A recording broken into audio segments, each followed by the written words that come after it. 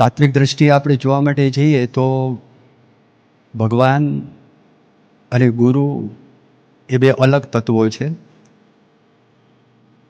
સિદ્ધાંતની દ્રષ્ટિએ આપણે જોવા માટે જઈએ તો ભગવાન અને ગુરુ એ અલગ તત્વો છે. પણ ગુરુની અંદર સંપૂર્ણપણે ભગવાનનો વાસ છે.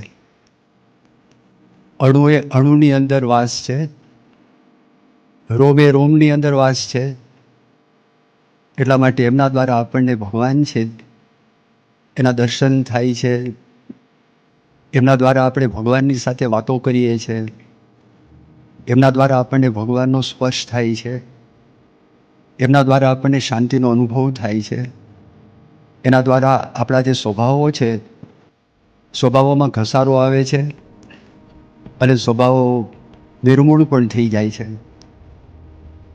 ભગવાનની જેવી શક્તિ છે કે આપણને સાચી શાંતિ આપી શકે. ભગવાન જ આપણને સાચો નિસ્વાર્થ પ્રેમ આપી શકે અને ભગવાન જ આપણા કારણ શરીરનો નાશ કરી શકે.